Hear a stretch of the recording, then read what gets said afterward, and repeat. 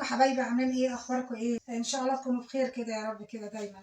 احنا روتين النهارده طبعا هنبتديه. هنعمل معاكم روتين النهارده مع بعض. اول حاجه هنبداها هي ايه؟ هنعمل معاكم نسكافيه. النسكافيه هنعمله الاول اول حاجه البوله دي كده والمضرب ده عشان نطلع فيه الوش، نخلي الوش بتاعها حلو.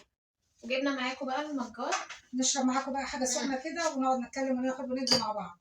بقى هنحط الميه، حطينا الميه هنا في الكاتل، وهنا انا جبت النسكافيه حطيته في البوله وعليه شويه ميه بنقعد نضرب. دلوقتي بعد ما شغلنا الكاتل ده قلبته كده، شايفين ده القوام بتاع النسكافيه. لسه هنضربه مع بعض، بس هنحط السكر. نجيب السكر بيخليه تخين، فلما بتيجي تضرب بيعمله تقيل شويه. هنعمل معاكم دلوقتي النسكافيه. حطيت السكر وهنضرب بقى بعد كده لحد ما والكاتل دلوقتي بيعمل الميه المغليه بتاعته. طبعا احنا في هنا نقطه، احنا كلنا طبعا بنوعي بعض يعني ما فيش حد كبير على التوعيه. انا كمان بشوف ناس يعني بستوعب منهم، باخد منهم نصيحه، فاحنا بناخد وندي مع بعض. طبعا النسكافيه خلي بالكم طبعا قطعه، فطبعا نشجع بلدنا طبعا، ولو حاجه مصريه نشجعها عشان تيجي برضه يعني فوق لقدام، عشان خاطر بلدنا يعني، وعشان خاطر برضه المقاطعه انتوا فاهمينها. ما تنسوش تصلوا على النبي. اللهم صل وسلم على سيدنا محمد وعلى اله وصحبه اجمعين. ما تنسوناش كمان اللايك والاشتراك في القناه، طبعا زر الجرس عشان يوصلكم كل فيديو جديد هنعمله. ما انتوا شايفين بيتضرب كده، شايفين بيتقل كده كل شويه، وهيفضل بيضرب لحد ما يتقل، القوام بتاعه يتقل. دلوقتي كده بعد ما عملناه نقسمه بقى على المجين اللي عندنا. بعد كده هنحط الميه السخنه عليه، ننزل بقى بيه هنا، نقسمه حبه هنا وهنا. الميه غلت بقى في الكاتل، فهنشوف بقى ايه نصب بقى الميه هنا. طبعا النسكافيه طبعا لو الواحد كسلان او عايز يعمل روتين والوقت خلاص يعني تعب من المدارس وهنا وهنا وهنا، فده يصحصح شويه ويدي طاقه كده، يدي حيويه شويه. جهزنا معاكم النسكافيه اللي بنعمله، الطريقه بتاعته سهله وبسيطه. فهنشوف بقى دلوقتي هنعمل ايه معاكم. هنطلع دلوقتي مع بعض هنشرب النسكافيه عشان نفوق شويه كده، ونسيب الكسل شويه نرميه ورانا، وبعد كده نبتدي بقى الروتين بتاعنا. وهنوريكم بقى المنظر في البلكونه، وهننضف البلكونه، وهنعمل الروتين بتاعنا. نهاركم ابيض كده، نهاركم سعيد ان شاء الله. تعالوا معانا بقى كده.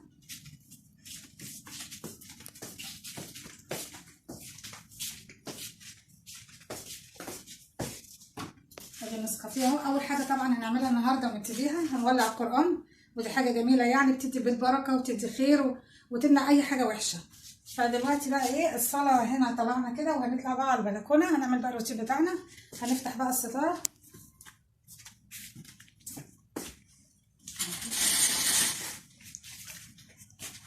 شايفين هنا منظر الزرع اللي قصادنا، منظر جميل قوي يعني. شايفين لازم كده الواحد الصبح يفتح الستاره كده عشان النور والهواء كله يدخل الشقه.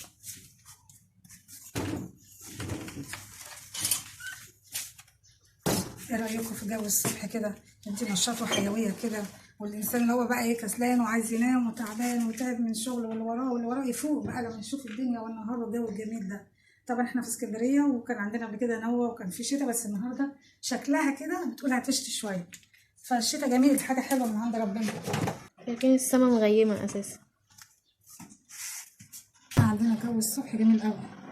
الشجر اللي في الوش ده يعني انت الصبح تفاؤل كده وامل كده للحياه، انك انت تتنشطي وتعملي كل حاجه. اتفضلوا معانا بقى النسكافيه بقى دلوقتي يا جماعه البلكونه، وهننضف بقى الشيش ونمسح الارض ونسيقها ونكنسها، وهتشوفوا معانا يعني واحده واحده.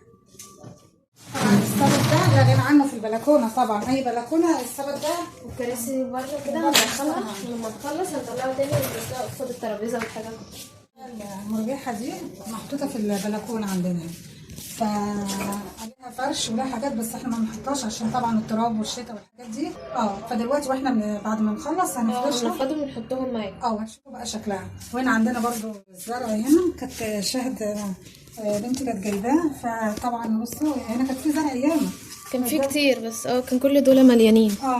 ده وده، فهي بتحب الزرع قوي في البلكونه، فمعرفش هي طبيعته بقت تسقيه وبتاع كده، بس بعد كده يعني ده ما عاش قوي، لكن الصبار ده الصبار هي الوحيده اللي فضل. اللي شايفين هي دي. فنوعيه الصبار حلو قوي، اللي عايز يزرع الصبار ده حلو يعني، بيعيش يعني تسقيه وتعمله تسيبيه فتره وبيعيش. وبعدين الصبار ممكن تقصقصيه برضه، تاخدي منه للشعر يعني، وبعدين بيبقى حلو يعني مفيد قوي، فساعات بياخدوا منه ويدهنوا بالشعر كده وبيقويه يعني. الصبار احلى حاجه في الزرع. هو الوحيد اللي بيعيش. اي ورد جبنا كذا نوع ورد وكذا نوع زرع تاني كله بيموت. ما كانش حاجه بتعيش، الصبار هو الوحيد بصراحه اللي عايش. فطبعا البلكونه فيها تراب وفيها حاجات، فهنجيب المكنسه وهنكنسها الاول. الارض وبعد كده هنمسحها. دلوقتي كده بقى جبنا المكنسه، هنكنس الارض الاول قبل ما نمسحها عشان بيبقى فيها تراب من الجو، فهنكنسها الاول وبعد كده نمسحها. لازم اهم حاجه كده تتكنس عشان التراب، كل التراب اللي فيها يروح. طبعا احنا لما نيجي نسيقها بعد ما هي خلود هتكنسها، بعد ما هنيجي نسيقها دلوقتي طبعا عشان الجيران وكده، فاحنا مش هنقلب ميه نأذي بيها بس بالشرشوبه كده. فطبعا اهم حاجه ما تاذيش جار، لان الجار الرسول عليه الصلاه والسلام وصى بيه. فما نأذيهوش، فنعمل على القد يعني كده. اتكنست وعملت، هننضف بالشرشوبه والميه فيها ديتول وفيها منظفات وكده، فهتنضف البلكونه كلها. دلوقتي بقى زي ما انتم شفتوا كنسنا الارض وخلصنا، هنمسحها بقى بالشرشوب. طبعا في الاول كده احنا حاطين في الميه ديتول او منظفات علشان البلكونه تبقى حته حلوه. فهنسيق بقى ونمسحها كويس.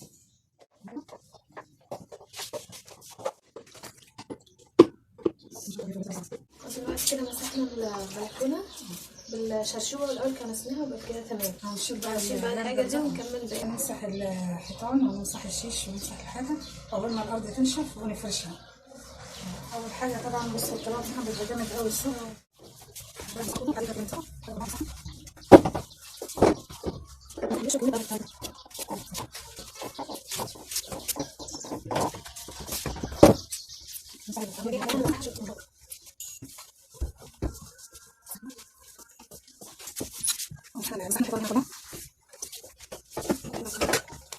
لازم الحاجه كلها تتمسح، الحيطان والشيش والجدار وكل حاجه موجوده في البلكونه عشان تبقى حاجه نظيفه. جمعنا بقى الحيطان والشيش كله والهنا والحديد والبلكونه كلها. نجيب بقى فرش المرجيحه ونفرشها مع الفرش بتاع المرجيحه. هنحطه دلوقتي بعد ما مسحناها وخليناها تمام. الشمس الصبح حلوه جميله قوي. احلى حاجه في الصبح اللي هو الشمس لما تيجي تدخل البلكونه، عشان كده لازم تفتحوا البلكونات كده. حطينا الدوره دي بتتقل عليها من تحت ودي الظهر ورا ودي بتتربط من ورا. هتحطها دلوقتي تعلق هنا. الغسيل بقى احنا غسيل غسيل وهنحطه دلوقتي. فالشمس بتخلي تعقم لو اي ميكروب اي حاجه يعني بيطلع، وصحيا احسن يعني. بس ما تخليهاش الشمس الجامده قوي بتاعت الصيف عشان بتضيع اللون بتاع الهدوم. فالشمس الجامده دي بتخلي الالوان نفسها مش مزعزعه. انت ساعه الشمس ما تبقى جامده قوي شيل الغسيل يعني عشان تبقى ريحته حلوه برده، لان في شمس اللي هي الطريقه دي الهاديه دي بتبقى حلوه قوي على الغسيل. فكده عملنا المرجيحه كده بقت تمام، وكنسنا الارض ومسحناها وخلصنا كده الجزء الاولاني. دي طبعا المرجحه دي يعني اما تكون تعبانين بقى وخلصتوا كل اللي وراكم ومفيش حاجه وعايزه تريحي اعصابك، فبتقعدي عليها. ممكن تسمعي قران، تسمعي اي حاجه وانت قاعده كده وريلاكس كده، تهدي اعصابك، تنسي الدنيا وتنسي كل حاجه. فدي برضه يعتبر يعني زي علاج نفسي. وكمان خصوصا لما تقعديها كده الصبح وقت الشمس كده بيبقى الجو جميل قوي. نجيب بقى الفرش ونفرشه معاكم. الشايه دي نفرشها معاكم كده. فرشناها تحت وهنكمل باقي الحاجه. هنرص الكراسي هنا في البلكونه وهنوريكم القعده بتبقى مريحه قوي في البلكونه دي. هاخد الكرسي التاني برضو هطلعه هنوريكم الشكل في الاخر، بيبقى القعده شكلها حلو قوي. دلوقتي بقى طلعنا الكراسي وهنطلع بقى الترابيزه عشان تبقى القعده تعملوها قعده زي كافيه زي حاجات. طبعا في زرع بره اللي احنا قلنا عليه صبار، ولسه هنجيب زرع هنا هنزرعه تبقى جاهز يعني.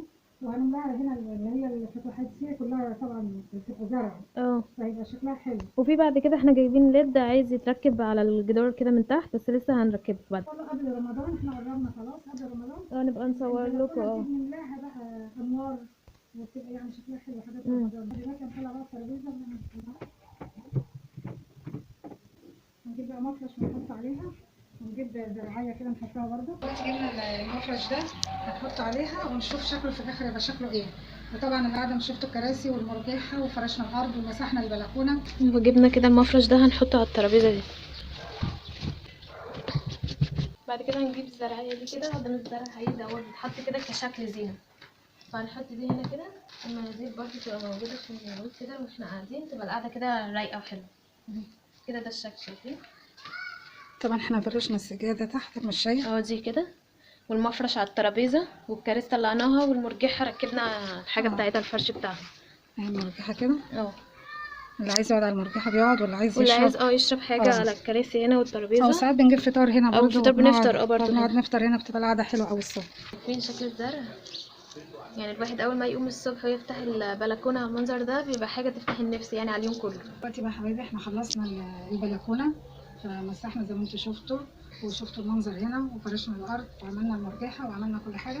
طبعا الصبح اول ما بتقوموا بيبقى فيه شويه كسل شويه، فطبعا لو عملتوا نسكافيه فده هيديكوا طاقه ونشاط، او اي مشروب كمان انتوا بتحبوه، مش شرط النسكافيه. او حتى قهوه يعني، او قهوه كده. المهم حاجه تكون بتفوق الصبح كده عشان الواحد يقدر يعمل اللي وراه ويعمل اللي هو عايزه. ايوه فده طبعا بيفوقكم كده ويخليكم تشتغلوا وتسيبوا الكسل وتسيبوا اي حاجه. طبعا بعد نزول المدارس الجامعه، اللي راح شغله واللي هنا واللي طبعا انت موجوده، فبتشوف اللي وراكي بقى وبيديكي طاقه ونشاط كده، وتبعدي عنك الكسل بقى وتشوف حياتك يعني كل يوم. حتى لو عملتي حاجه في البيت جنب طبعا زي الابناء والشغل وهنا وهنا، فده هتنجزي حاجات ياما.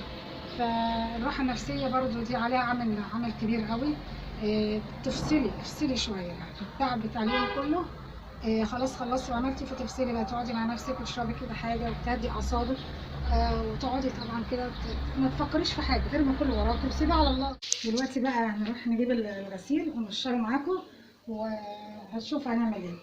وهنا بقى حبايبي جبت الغسيل، وزي ما تقولوا شايفين الشمس طالعه كده والجو جميل، فاستفادوا بالشمس يعني. تحطوا فيها الغسيل بس ما تسيبوش الغسيل قوي لما يجرب، لا تشيليه في الشمس وهي لسه موجوده، بس ما تكونش حامي قوي عشان برضو الشمس بتدي ريحه جميله وريحه حلوه وتبقى لسه الوانها مزعزعه.